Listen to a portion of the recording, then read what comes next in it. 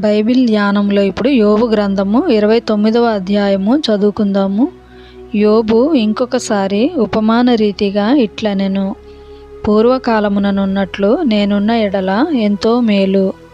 దేవుడు నన్ను కాపాడుచుండిన దినములలో ఉన్నట్లు నేనున్న ఎడల ఎంతో మేలు.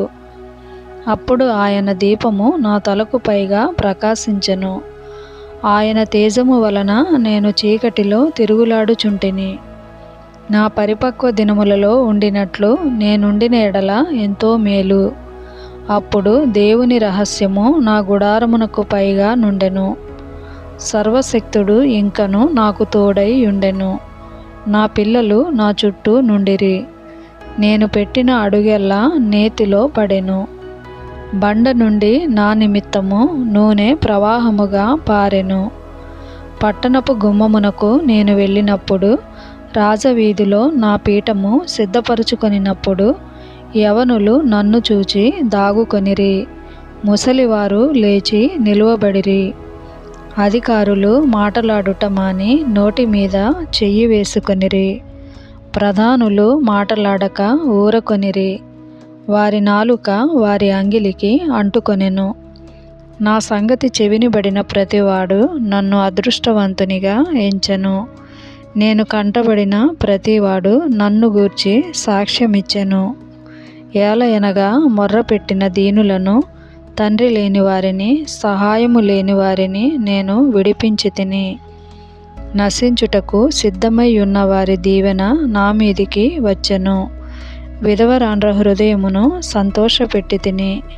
నేను నీతిని వస్త్రముగా ధరించుకొని యుంటిని గనుక అది నన్ను ధరించెను. నా న్యాయ ప్రవర్తన నాకు వస్త్రమును పాగాయు ఆయెను. గ్రుడ్డివారికి నేను కన్నులైతిని, కుంటివారికి పాదములైతిని. దరిద్రులకు తండ్రిగా ఉంటిని. ఎరుగని వారి వ్యాజ్యమును నేను శ్రద్ధగా విచారించితిని. దుర్మార్గుల దవడ పళ్ళను ఊడగొట్టితిని.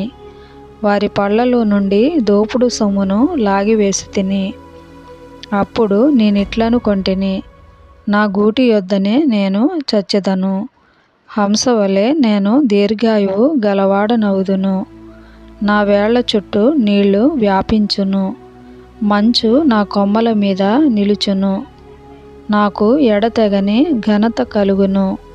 నా చేతిలో నా విల్లు ఎప్పటికిని బలముగా నుండును. మనుష్యులు నాకు చెవియొగ్గి నా కొరకు కాచుకొనిరి. నా ఆలోచన వినవలెనని మౌనముగా ఉండిరి. నేను మాటలాడిన తరువాత వారు మారుమాట పలుకకుండిరి. గుత్తులు గుత్తులుగా నా మాటలు వారి మీద పడెను. వర్షము కొరకు కనిపెట్టునట్లు వారు నా కొరకు కనిపెట్టుకొనిరి. కడవరి వాన కొరకైనట్లు వారు వెడల్పుగా నోరు తెరచుకొనిరి.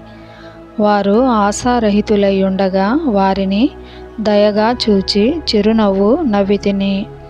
నా ముఖ ప్రకాశము లేకుండా వారేమియో చేయరైరి. నేను వారికి పెద్దనై కూర్చుండి వారికి మార్గములను ఏర్పరచితిని. సేనలో రాజు వలెను, దుఃఖించు వారిని ఓదార్చువాని వలెను నేనుంటిని.